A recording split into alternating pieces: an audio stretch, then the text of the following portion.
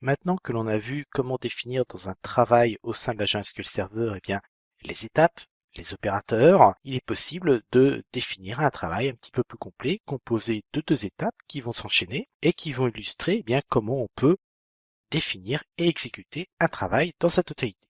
Donc pour ça, on va définir un nouveau travail qu'on va appeler par exemple exemple travail. Et cet exemple de travail, eh bien, va créer une base de données. Puis dans cette base de données, au sein d'une seconde étape, eh bien, va aller définir une table sur cette base de données.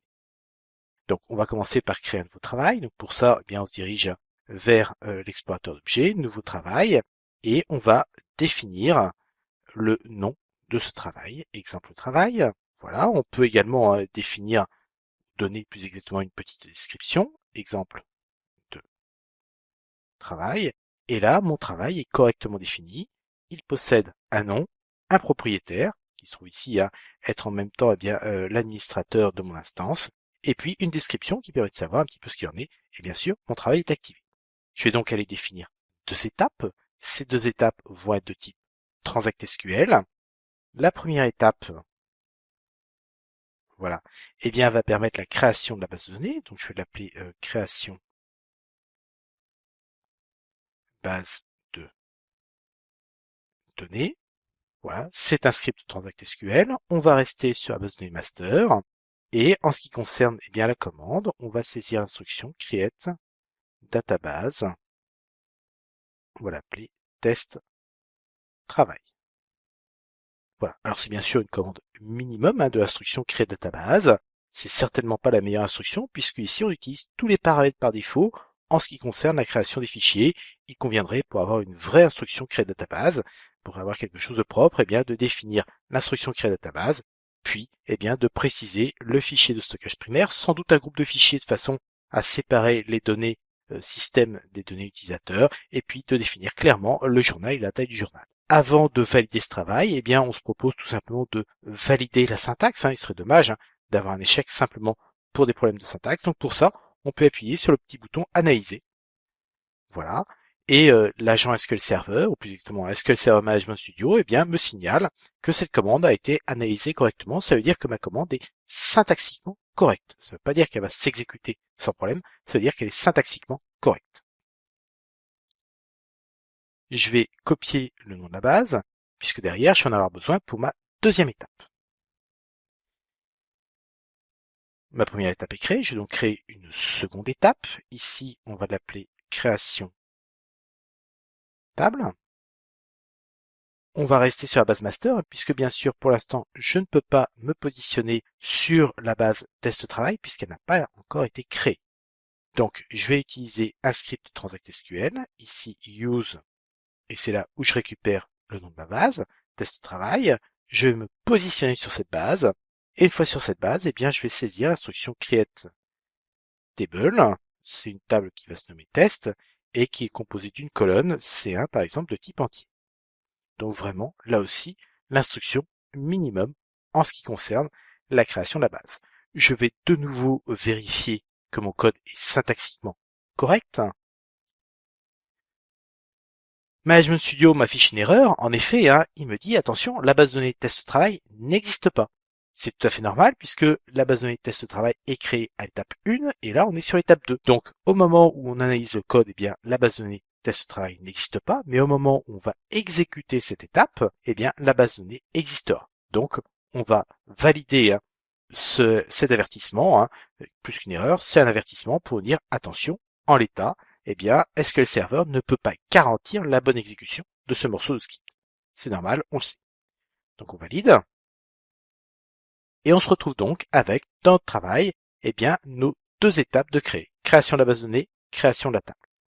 Alors on peut valider les propriétés à ce niveau-là. Si on revient sur mon étape, et par exemple définir l'enchaînement, eh bien, effectivement, en cas de succès de la création de la base de données, on va passer à l'étape suivante, qui est donc la création de la table. Et puis, en cas d'échec, on a 0 tentative de reprise, ça veut donc dire qu'on tente de créer la base, et puis si on n'y arrive pas, eh bien, ici, on signale qu'on va quitter le travail en signalant l'échec, et bien sûr, on ne va pas aller sur l'étape 2, qui consiste à créer une table au sein de cette base de données.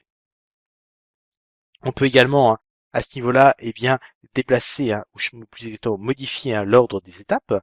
grâce au bouton et des flèches aux flèches bas. On peut également dire attention, mon travail, eh bien quand je vais le démarrer, il va pas démarrer à l'étape 1, mais par exemple à l'étape 2. 9 fois sur 10 ou 99 fois sur 100, eh bien on démarre un travail à l'étape 1, mais on peut modifier cet ordre.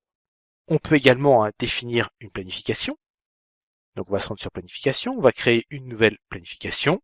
On va l'appeler par exemple ponctuelle, puisque c'est une planification qui va avoir lieu une fois. Ce type de planification, ici, eh bien, on va dire que c'est une planification une fois, et ça va avoir lieu aujourd'hui, eh bien, par exemple, à 23h, voilà, 59. On est sûr ainsi, à 23h59, eh bien, on va pas déranger des utilisateurs qui seraient en train de travailler sur la base de données. Donc, on va exécuter une seule fois ce script.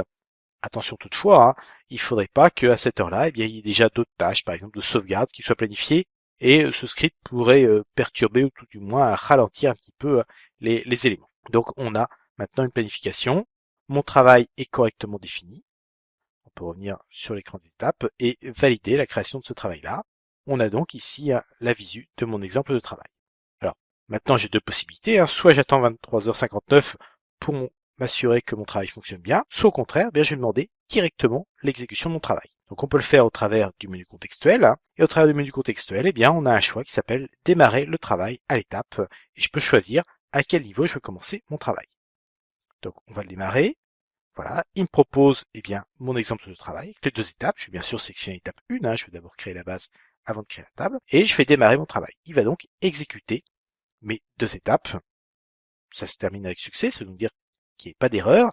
Il a bien créé la base, puis à l'étape 2, malgré l'avertissement au moment de la vérification syntaxique, il est allé se positionner sur la base qui maintenant a été créée. Et puis derrière, il a créé la table. On va donc vérifier ça au travers de SQL Server Management Studio. On se rend sur notre base de données et on voit ici notre base test travail qui est nouvelle. Et dans cette base test travail, au niveau des tables, on voit notre fameuse table test avec notre colonne C1. Donc, mon travail s'est exécuté correctement puisqu'on voit le résultat. Pour voir également le résultat d'un travail, il est possible tout simplement d'afficher l'historique de ce travail. Et ici, on voit que pour le travail, exemple travail, il a été exécuté une fois, le 17 février à 21h37. D'accord. On a une petite coche verte pour dire que ça s'est terminé avec succès. Et on a ici les différentes étapes. Alors on peut agrandir un tout petit peu mes éléments pour dire voilà, création de base de données, création de base. Et on voit bien ici l'intérêt de nommer correctement l'étape puisqu'on visualise ainsi directement ce qui s'est passé.